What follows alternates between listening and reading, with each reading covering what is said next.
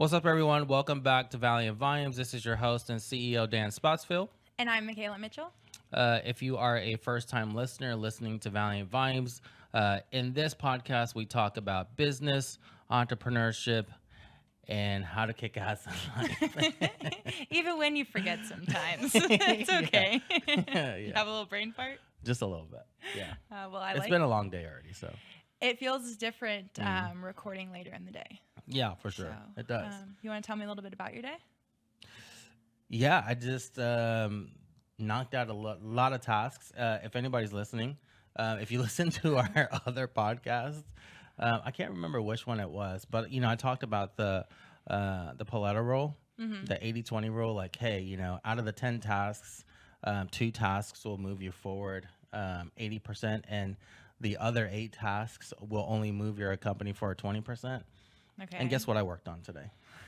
I mean, tell me more. The 8 tasks that only move us forward 20%. And here's the reason why, though. The other 2 tasks are very brain intensive.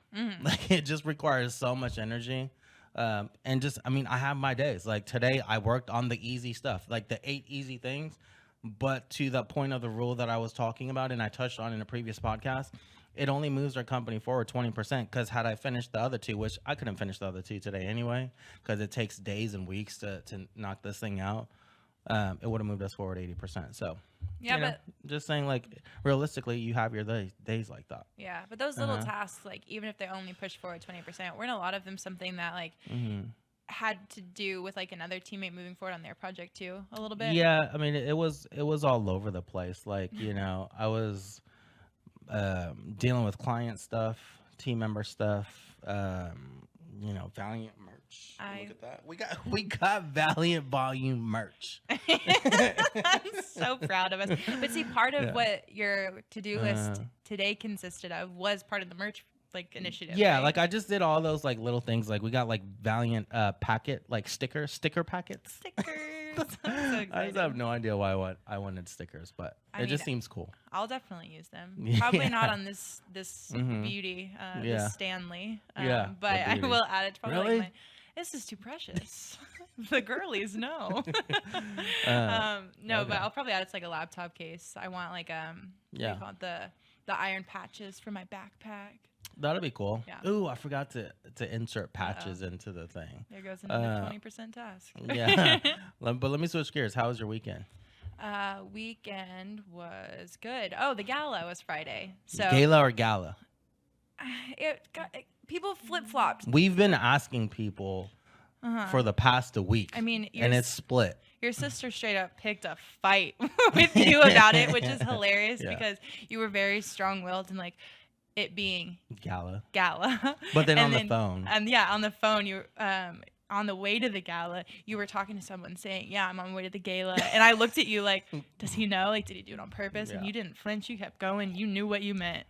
But even at the event, people on stage flip-flopped between it. So. Oh, did they? Yeah. I don't recall that. But yeah. But it was cool though. So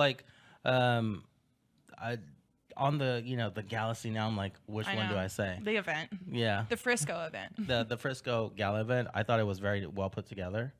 It was my first time. It was our first time attending. It was me, you, Jagger, and his wife. It was a great experience for us to yet again another event that was. It was fun. I had such a good time. Yeah. It was cool to see the different types of businesses that were promoted within the Frisco Chamber. Just to I think that was really my first time understanding all the different types of businesses that are involved just in the Frisco Chamber. And since I've been looking at the different events that our team can participate in, that they host, whether it be different groups the young professionals group or the empowering women group, or lunch with the mayor, which our sales team is going to. It's just cool to now have a better understanding of the different types of businesses that are involved. And it was so cool to see people we knew there, since we're working with some people in Frisco, the actual Frisco EDC. Yeah, we got to say hello to Caitlin. Yeah, she popped over and said hello to our table, which was cool because she spotted us before we spotted her. So yeah, it feels good to be a part of a community that is so focused on growth and innovation. They're a growing city, and so they're just such good. like me saying like host is an understatement, because what I mean by that is like they really care about the businesses in the community, and they put so much effort into like these events, and it's not one of those like, oh, we're doing it for ourselves. Like they're really doing it for the businesses. They really highlighted different type of organizations that evening. And I learned about some of these other businesses that are in the city of Frisco. I personally got to sit next to a guy that does barbecue. And he'd Yeah. been in Frisco For 15 years or yeah. something. Yeah. And I think 2 years ago, he won like business of the year or entrepreneur of the year, one of the two. But, you know, it was interesting to be able to talk to him for a little bit in the evening, and learned a little bit about, you know, how he started his business and where he's from and all of that. So it was good, again, connecting with people. So again, I'll just say this again, like, if you're looking for a home, I think Frisco Chamber is a place that you guys want to look into. It's a great place. If you're looking for a hotel, like it was hosted at the Omni PGA Resort. Oh, the PGA and Resort just was like nice. the different places that we walked through to get to the actual like ballroom, plus like the outside fire pit and everything. Like I'm not a golfer, but I definitely told my dad immediately about it because he's a golfer, and it was just like such a nice place. It's like its own little like district in itself, because there's a shuttle you can take from the resort to different like food places. Like it's huge. A whole thing. Yeah, and the experience, I mean, from you know, getting out of the truck and valet, like the experience like was great starting from the very beginning of the encounter of you know, me pulling up there. So you know, it's a nice place. I definitely want to go back. I think one of our team members is staying there for 2 nights this week. I kind of ruined the surprise, but yeah, so excited for him. They'll have a lot of fun there. Another thing that I want us to talk about is UNT. Oh, shout out to UNT. Thanks for having us. Yes. So last week we didn't film because on Wednesday we spoke in front of 2 different university classes. Yeah, that was fun. Yeah, both were like marketing classes, not in the School of Business, but in I think it's like the School of Journalism. They're more creative, like focused marketing courses. Yes. One had like the stadium style stadium with 100 students. The other one was a smaller class with maybe like 6 kids or something. They're students, they're not kids, they're adults. Kids. They're Yeah, not they're kids. students. Some of them were older than me. Yeah. But that was such a cool experience. So what did you think? Yeah, it was my first time speaking in front of a university of like, you know, like college students. I got to be honest, like I was a little nervous like the first maybe like 3 to 4 minutes. But after that, like I really got into the groove, and you know, to my surprise, like the students were very engaged. Like they asked a lot of questions. So like, you know how we were going to do Q&A at the very end? Yeah.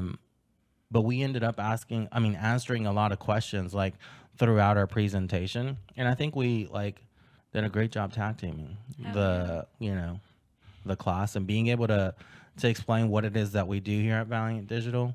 And like, you know, we had data conversation, AI conversations, entrepreneurship, you know, like I feel like we touched on a lot of different subjects in the 2 classes that we were able to speak at. So definitely want to go back again. I had a great time, and I know you're kind of, you know, spearheading that part of our agency. So, well, how was your experience? Like, what did you think? I didn't know like what to expect at first as far as the engagement from the students, but just like you said, it was almost immediately into like it wasn't really a presentation. I mean, we did have our deck there, but like we were kind of winging it in a sense of we know that we're there to talk about ourselves, what we do, and like Valynt, right? So it's like anything we talk about is new information to them. They don't know how it's supposed to go.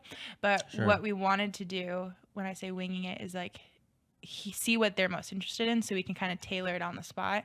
And almost instantly they started like asking very specific questions about something we'd say like the data, like AI, and then follow-up questions. So like I thought it was super cool to see hands shoot up and be like, oh wait, your hand was up first, you go first. Yeah, that was the surprising part for me, is like I thought it was gonna be like who are these people kind of thing. So like I didn't have like anything negative going into it. I just didn't think that they were gonna be as engaged as they were.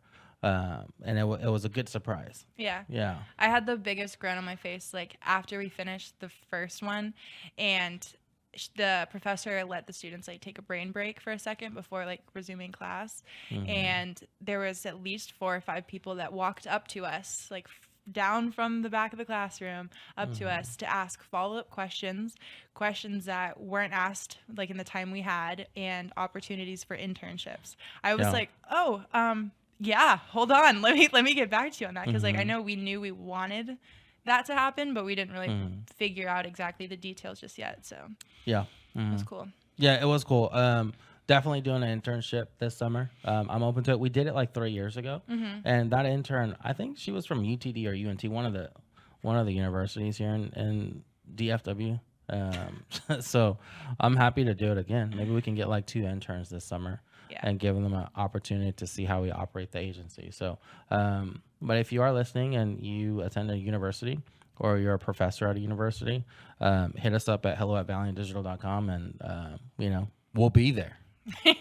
We will go. Yes.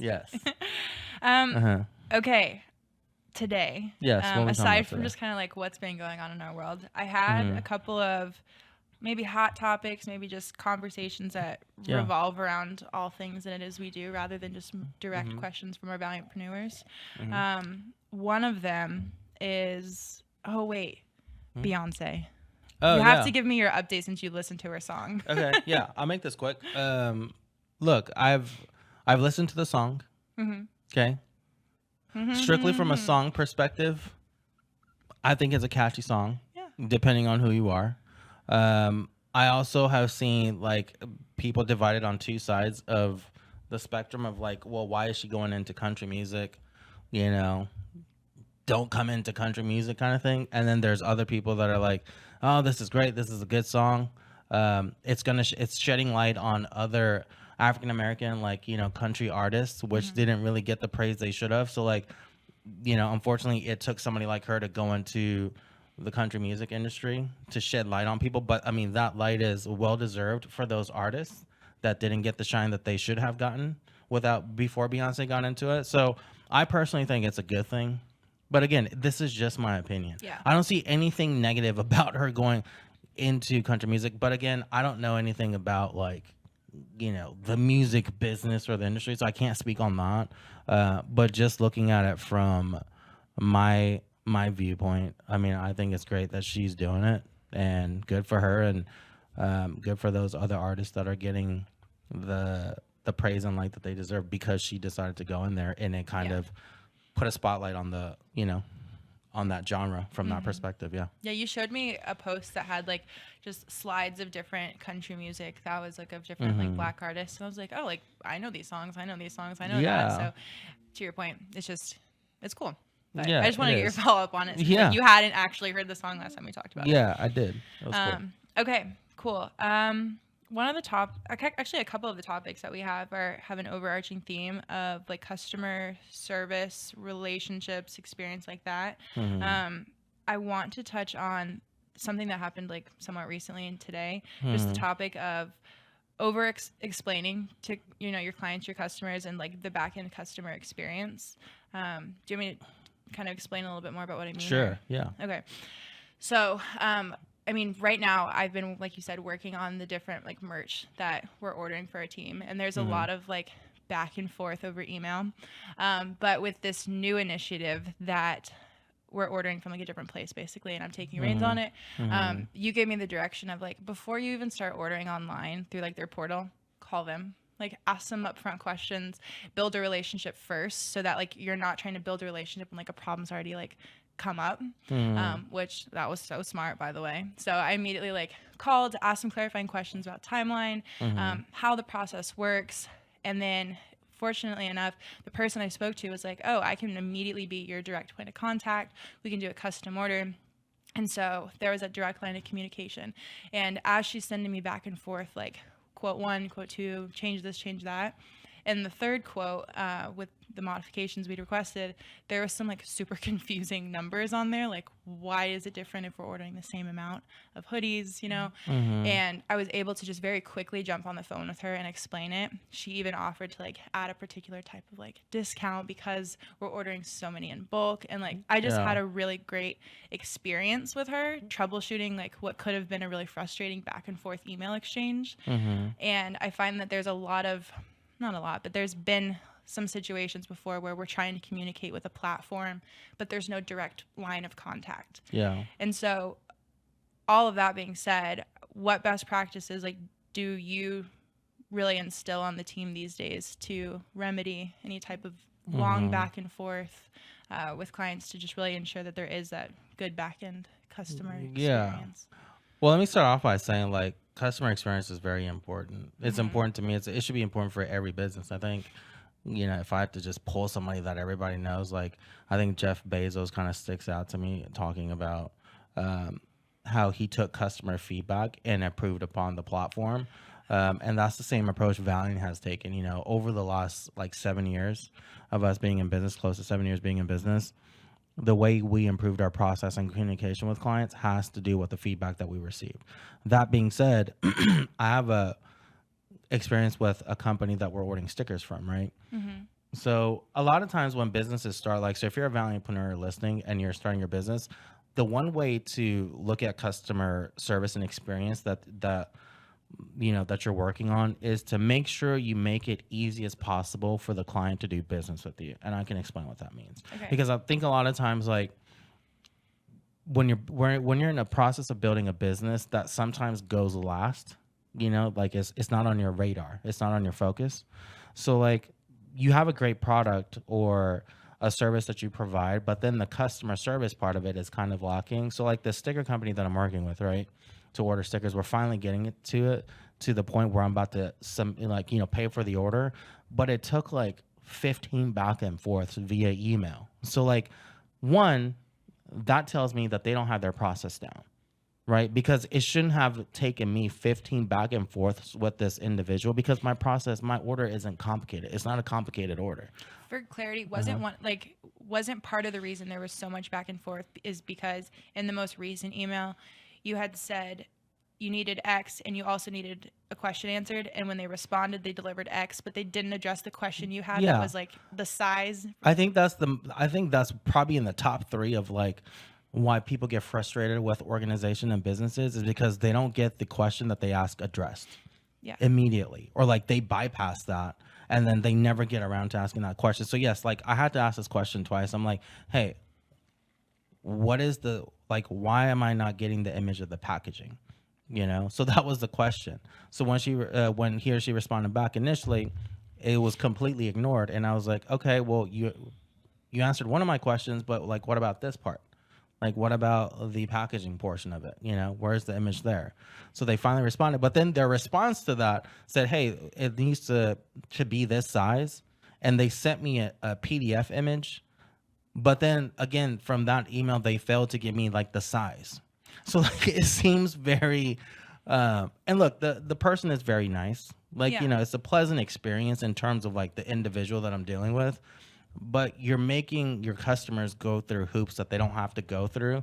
And two, they could have just picked up the phone and called me and just went through the process and it wouldn't take 2 days. So what's taking their company, like if I can give this feedback to this company, it's taking your salespeople 2 to 3 days to close the order out. If they would just pick up the phone, you could close the order out literally in 15 minutes. Do you see what I'm saying? So like you're pushing people back for 3 days, right? To place an order, which you could be doing in 15 minutes. Imagine the amount of things that they could be doing, you know? They just gotta have a better process. Like, or have a better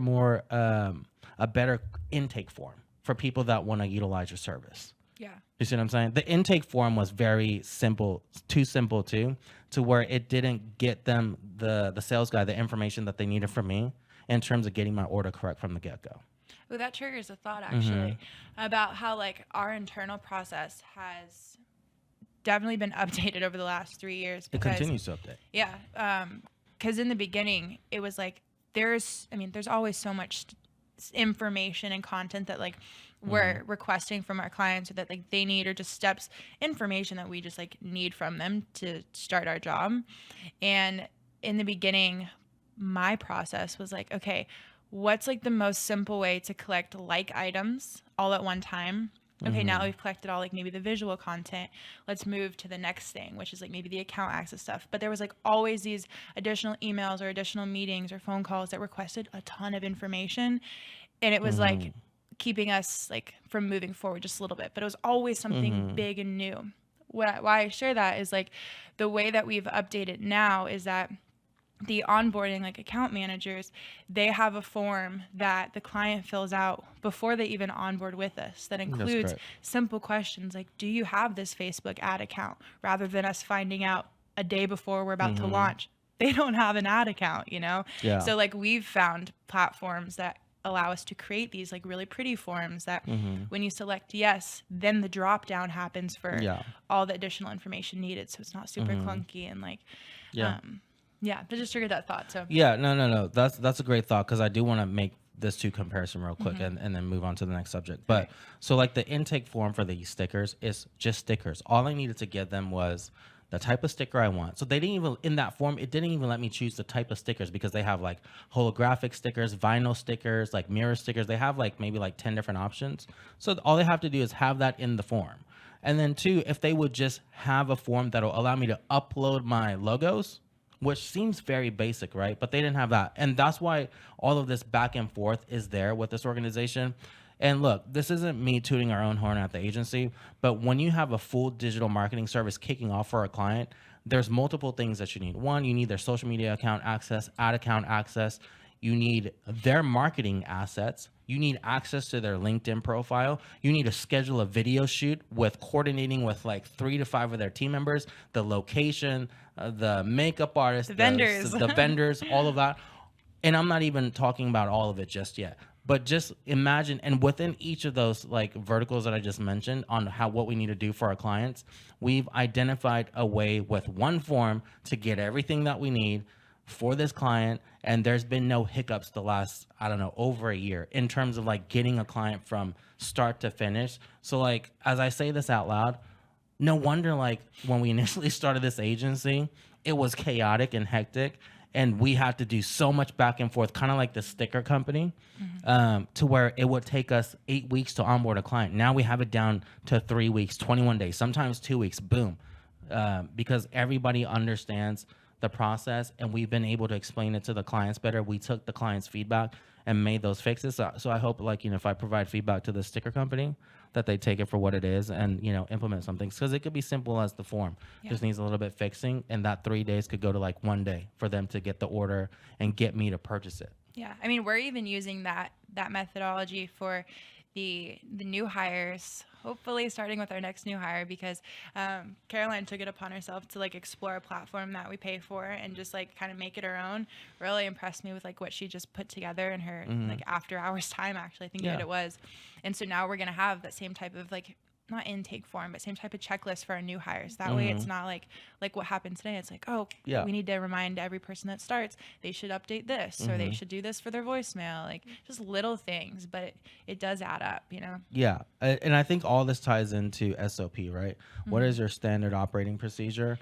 And this is one of the part of the business I did not like, and I knew I had to get around to.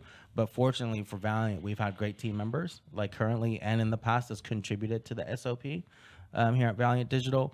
But if you're building a business, one of the most important things is creating an SOP from the start and documenting your process.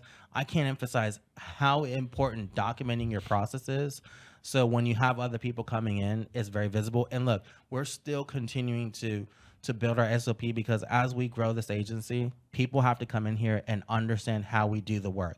And it's unfolding in front of me in real time, the last couple months, like this SOP that we're creating and improving. So if anything, if you take anything away from this volume and you're building a business and you're under the 500K mark, you need to focus on your SOP, because once you have an SOP in place, what used to take you 2 to 3 weeks or 4 weeks or 5 weeks, depending on what service or product you're providing to clients or customers, it will knock it down in half the time frame. Promise you that. Can you touch a little bit on over explaining?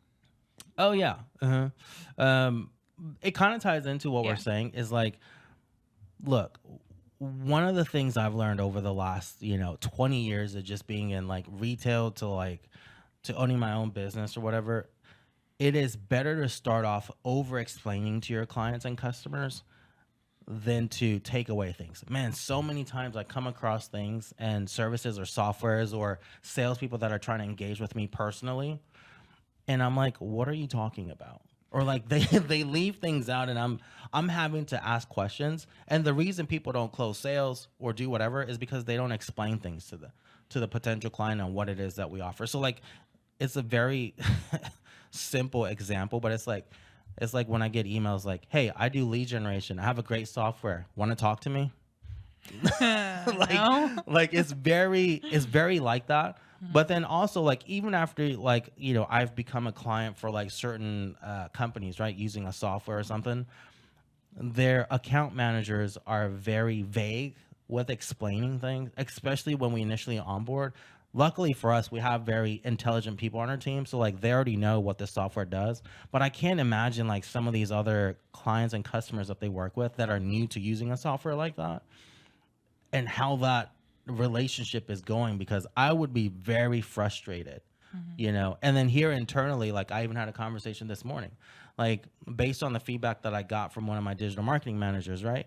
I felt like they didn't explain enough to the clients. There's a lot of times you want to over explain. Sometimes there are situations you want to under explain. That's smart. Yeah, you gotta be able to decipher those situations. But yeah, I think you over explain everything initially, and clients typically, especially in the service industry, if you over explain and they're like, this is too much, they'll tell you. But you rather have that than somebody saying like, look, you're not telling me what I need to know, and getting frustrated right out the gate. Yeah, I think just a perfect example is like, one, when you're asking a question, maybe give them enough details to fully understand, not a one-word question. But then like you were vetting out an accounting firm, and they followed up with the both of us via email. There was no email history to that email, so like it wasn't a chain. And the email was as simple as, hey, I'm still waiting on you guys to send me the information I need to put together a proposal for you. Do you have questions? Yeah, what information do you need? Like, I don't even remember what we talked about because it's been like 2 weeks. Like just a simple couple bullet points. Hey, maybe business EIN number, your first and last name, your budget, like just something like that. So that's what a good example of like over explaining would be is, hey, I'm following up with you very particularly because I'm looking for information from you. Here's the actual information I need from you, just as a friendly reminder. Yeah, and that is so good. Like, I can't emphasize enough like why you should over explain things, and then putting like, look, it's just that people aren't taking the time, and they're just not treating the customer like they're important. It's like how I see it. Ooh, you know what I mean? Like when you don't over explain things, or like when I send emails out, I treat every conversation. This is what you should do. You should treat every conversation like they've never had this conversation with you in a sense almost, and that they're brand new to this thing. Because like to you, I think a lot of times people may not do it intentionally, because you talk about your service or product all the time. You make the assumption that the other person knows everything that you're talking about. And that's where I think a lot of the vagueness comes from some of these account managers and stuff, or salespeople. But you got to remember, it's new to them. It's not new to you. So just over explain like you're talking to somebody that's brand new when it comes to that stuff. Or when you're onboarding a client, like sure, our team members have done it 1,000 times, but we make sure that we're explaining to them like it's their first rodeo, and then you could never go wrong that way. Yeah.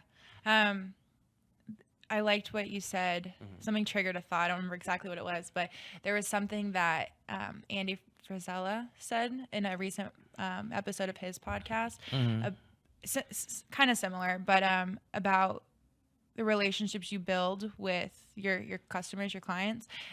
He said something along the lines of treat every customer as if it's like your first, last, and only one. So that kind of leads me into the next conversation that we're having, just about like the relationships that you form with your do you like clients or customers better? I think it's the same thing. I think it just depends on the industry that you're in. So does Valynt have clients then? Or Even it could be clients? client, customers, and partners. Oh, okay. Customer almost feels very transactional. Yeah, we don't So, call them customers. okay, so We I'm gonna call stick them with clients and clients. partners. So like when I send emails out, it's either clients or partners. Okay, I'm gonna stick with clients for this one.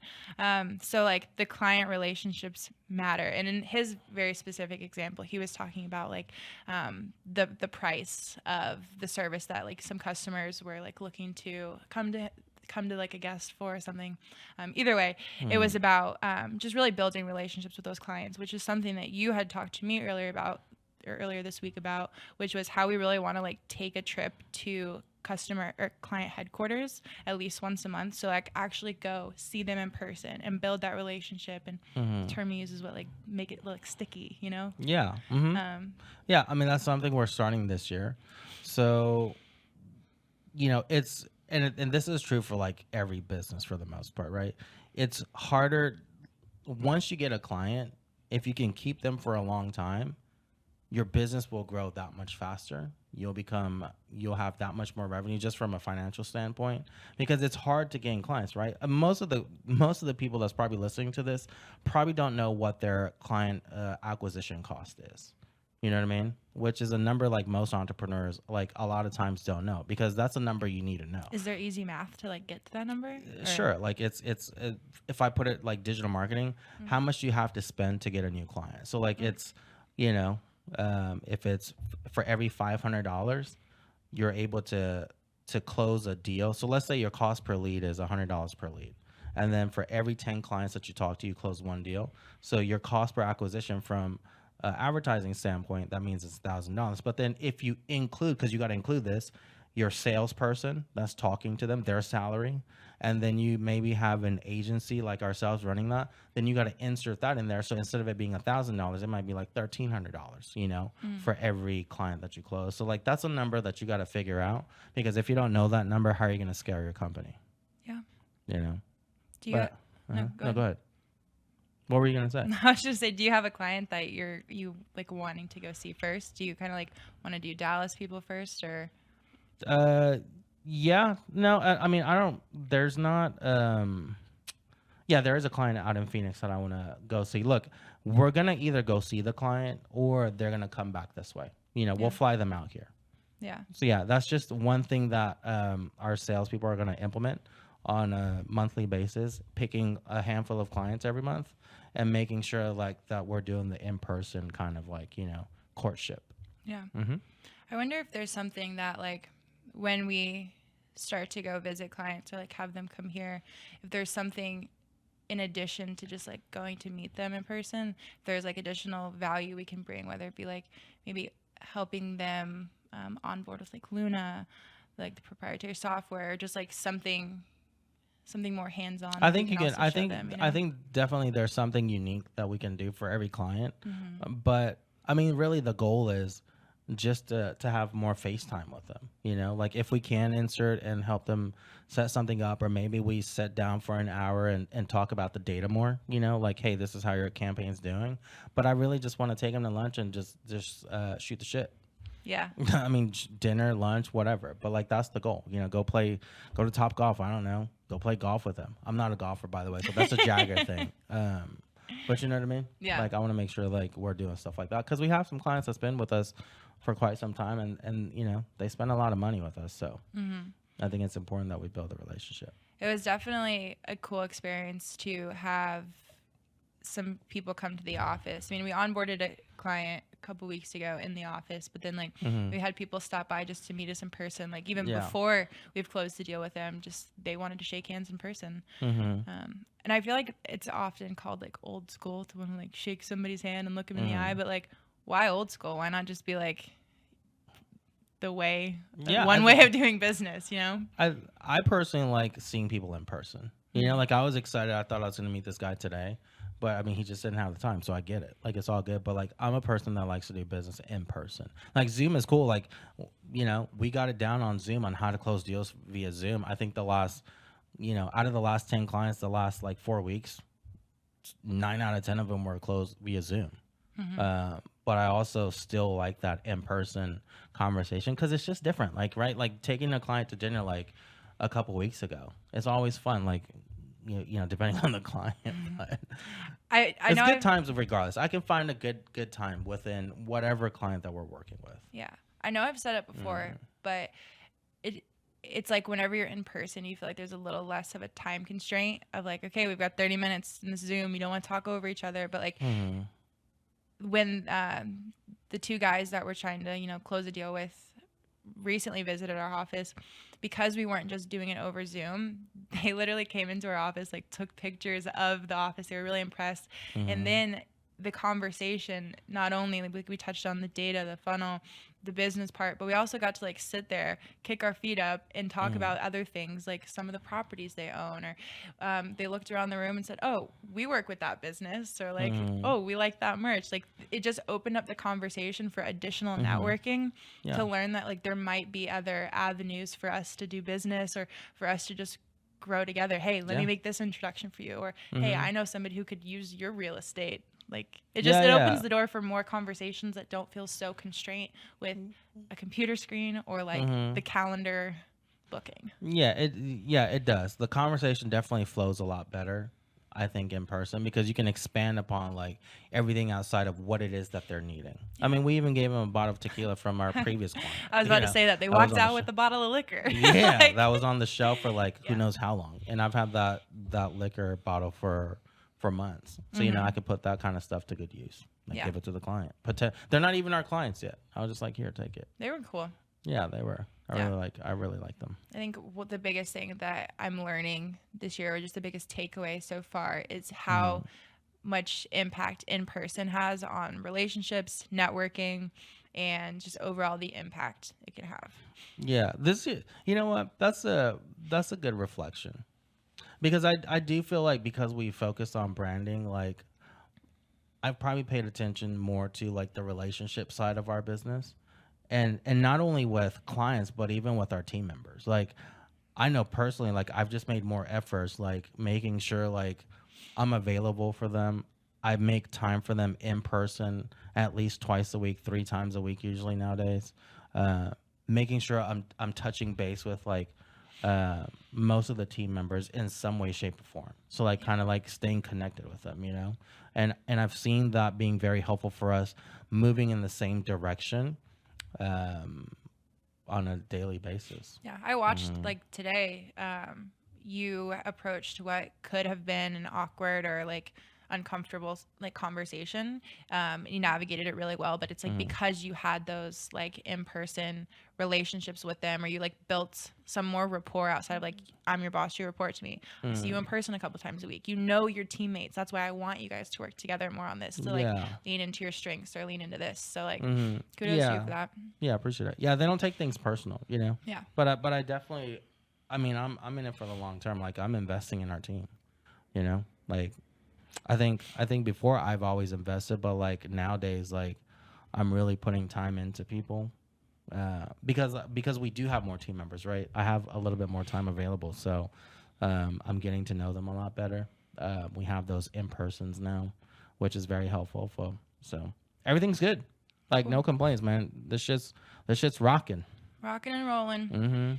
Well, that went by really fast. We're about up for time. I mean, we're up for time.